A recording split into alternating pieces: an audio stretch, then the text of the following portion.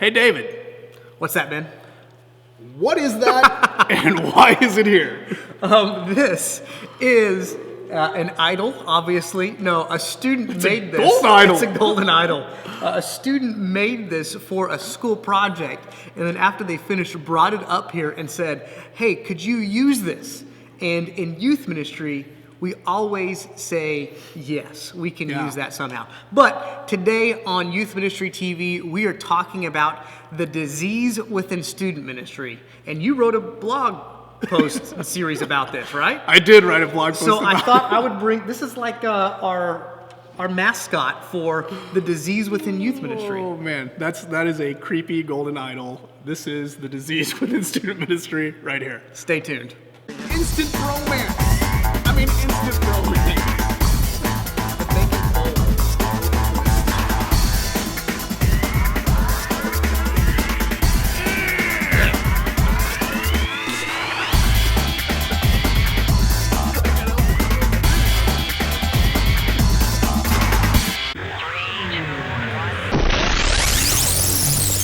Hey guys, welcome to Youth Ministry TV, brought to you by the Youth Ministry blog.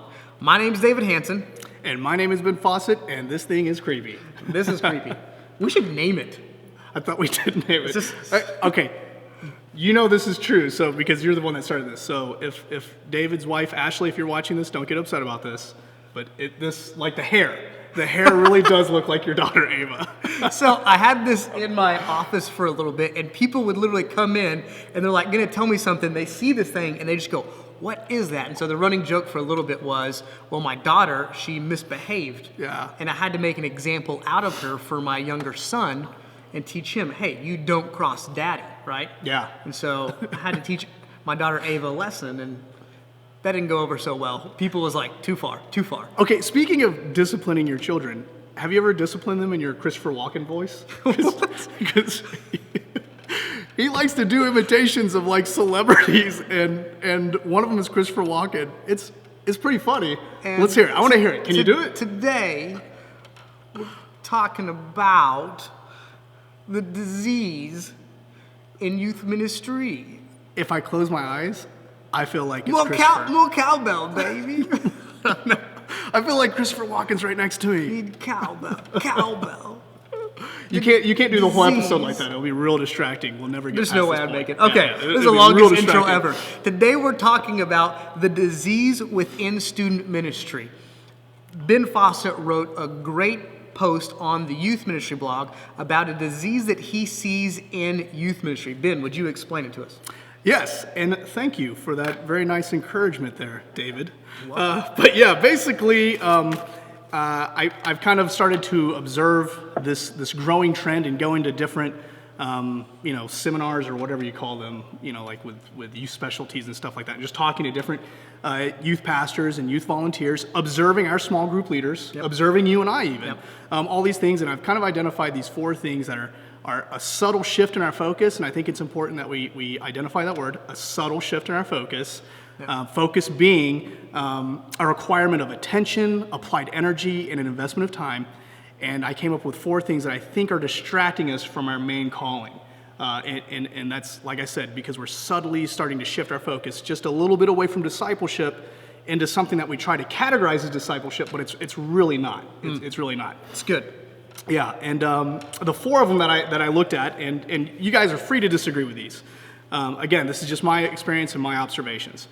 Raising up leaders, retaining students, developing behaviors, and of course, placing students first. And these, again, it's a subtle shift of focus, right? Start to focus on raising up leaders, instead of building disciples, starting to focus on retaining students instead of building disciples. You get the picture. It goes on and on. And so what you're saying is you see these at play in the life of youth workers. Yeah. Not that it's being pushed by any big platform or someone's out there preaching opposite, No. but rather once you talk to youth workers, as we looked at our youth leaders, we realized that these things can creep in and become the focus over making students who desire to know, love, and worship Jesus. Yeah, because what you focus on is going to directly impact your students and your volunteer leaders, which is going to create your culture, right? Right.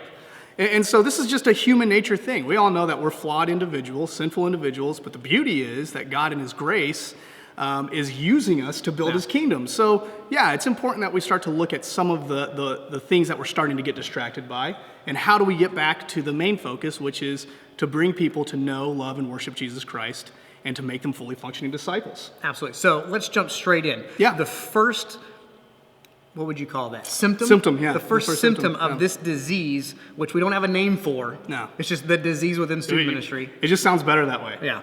So the first symptom of this disease is the focus of raising up student leaders. The fact that oftentimes we think as student ministries, we need to raise up multiple leaders. And we do. We're called to raise up leaders. But once again, we want them. that's not our focus. Our focus is to make disciples, not leaders.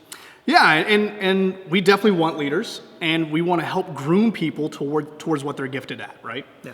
The problem being is if your focus is on raising up leaders, then you can really start to, I don't know, I want to say crush somebody's spirit to go out there and start serving, because they're like, I don't look like this person, or I don't serve in the same way they do, or I'm not as smart as them, or I'm not gifted like they are.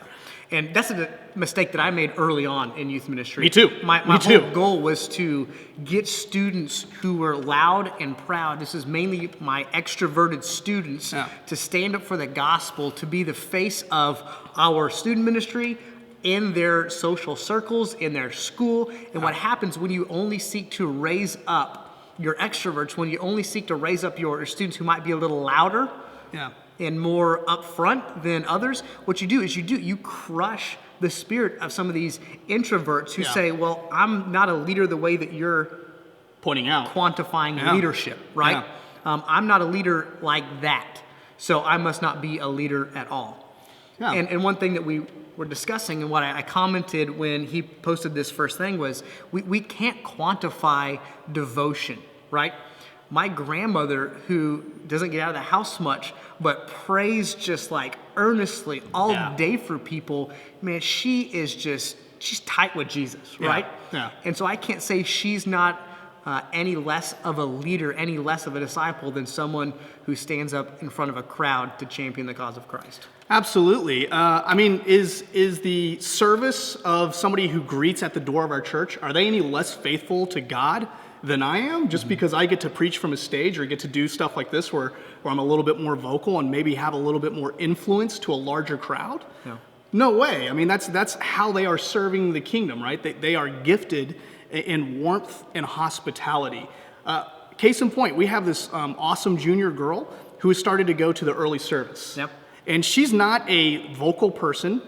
She's not somebody that's going to get up there and say, like, I'm confident in teaching and leading a Bible study or even leading a prayer group.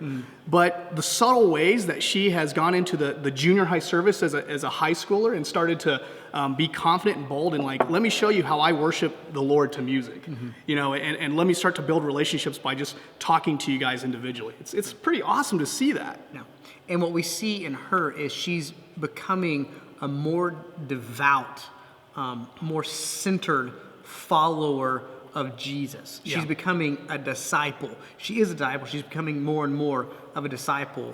And not everybody would say, oh, she's a leader, though we would say she's a leader, right? I mean, I'm not saying she's not a leader, but we just have to be careful on how we quantify, how we define leadership. Our goal is not to build out loud, out front leaders. Our goal is to build disciples. Yeah, and so you got to take each person as an individual, and you've just really got to encourage them to follow Christ, to pick up their cross and to go wherever he goes. And I think the flip side of that is you can develop excellent leaders who aren't good disciples.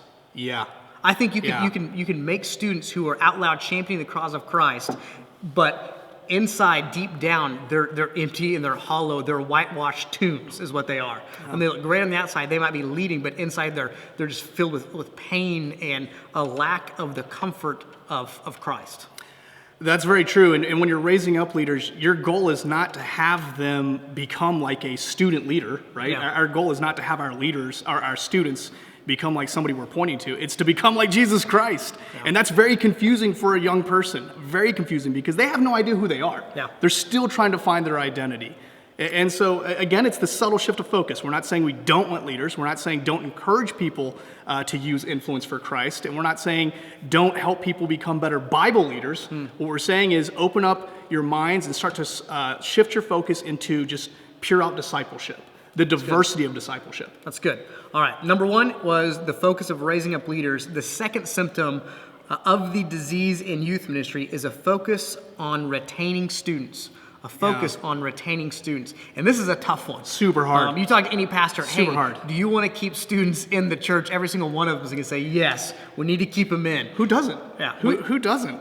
Because in the church, we classify that as success. If you're not growing a ministry, then you must not be a successful ministry. And you hear all these things like, oh, living things grow. Like if it's living, it grows. Yeah. If it's dying, it's not growing, it's not expanding. And so we have to be careful about how we focus our youth ministries. Is our whole goal to add numbers? Yeah. Yeah, and I think This is a retaining tough and growth one. is Yeah. super hard because you were talking to me about this. We're student pastors. We have senior pastors that we have to report to. And if your senior pastor is hammering you about getting numbers in there, retaining students or growing your student ministry. Ours are not doing that. No, not in any way, shape, or form. We have a lot of freedom. But I know youth pastors whose bosses do this. Yeah. You have to deal with that. And so we're not saying if you're doing that, you're sinful and you're not creating disciples. Again, it's that very subtle shift. Because what we have found and what we acknowledge, and I think you guys acknowledge this too, the only thing that I really have in ministry that's compelling is Jesus Christ and his gospel. Yeah. Like I can't be as fun as other components of the world out there, right? Yeah. I can't be as entertaining as other components of the world out there. What I do have is the supernatural events of Jesus Christ's life and the gospel. So that's what's compelling. And so we need to just focus and rally around that as we build disciples. Yeah. What we champion should be Jesus Christ. Yes. Should be sending out students who proclaim his goodness, his grace, mercy, love, and forgiveness. If that grows your student ministry, awesome. Yeah. If it pushes them away, this is what happened in the early church. I mean, it was just, you just look at what happened. Their whole goal was not to be like, hey, let's gather the crowds, but rather it's like, how can we raise up leaders and multiply the church, multiply the kingdom? Yeah. Right? Yeah.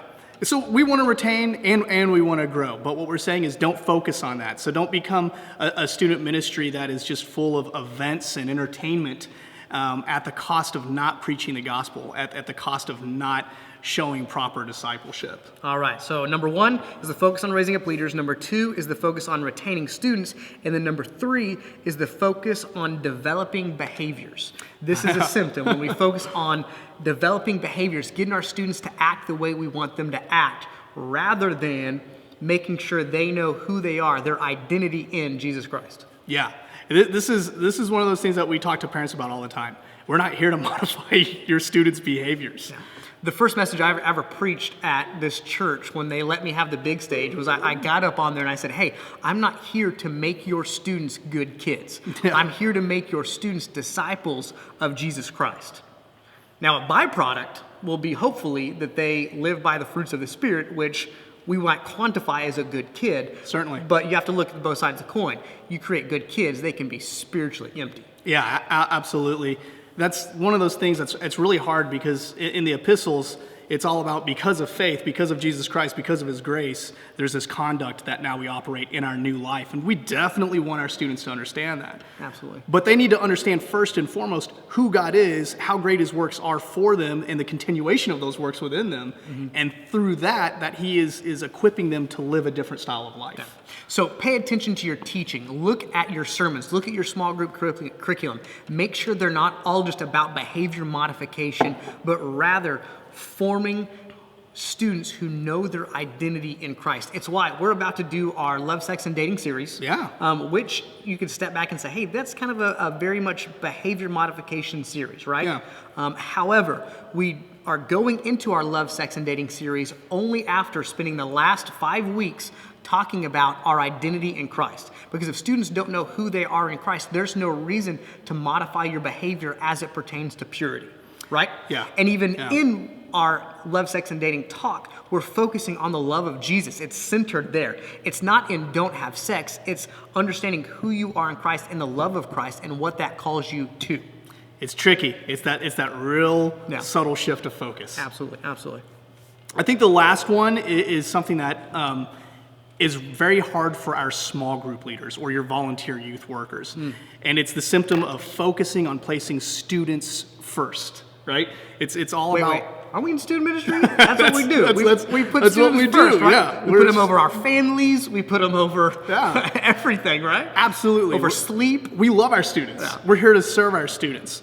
But we don't want to place our students first because that place is occupied by Jesus Christ. It's good. And so we don't want to just develop a community or a culture where they just feel super comfortable and come to have fun and come to have a place where they're known. Right? We need to challenge them and push them into those uncomfortable places. We need them to understand that the whole entire reason we're here is not for them, because they're living in a culture of worship the child, right? They're already being worshiped. It's not for them, it's for Jesus Christ. And since we're here for Jesus Christ, that's a blessing to them because they get to come to understand his glory. Now, which leads to a whole other discussion about the role of youth ministry in the church. Why do we do youth ministry? And I think you can err in saying, hey, youth ministry is all about students, right? Yes. You're coming to this side of the building or into that building in the back of the church so that we can tend to you. Yeah. Rather than understanding that youth ministry exists so that we have a platform to talk to students at their specific life stage about what it means to follow Jesus, keeping Christ preeminent. They're not coming over here because we do music better or we speak more to their level. They're coming over here so that we can say, hey, this is who Christ is. And if I need to change the verbiage for you to understand that slightly than the way they're talking about it in the adult service, then we'll do that. But Christ is preeminent. And you as a student coming here, you're second. Yeah, we want to be just used by God to build disciples. And that's why we got to keep and put Christ first and remember exactly what he's telling us to teach and how he's telling us to teach. And we need to not make it so specific and generalized that we're just focusing on one specific type of student, but make sure that the gospel is freely delivered to our entire congregation as we put and exalt Christ first. Absolutely. Thank you so much for watching this episode of Youth Ministry TV. What we want you to do right now is to examine your ministry. Are any of these symptoms at work in your ministry?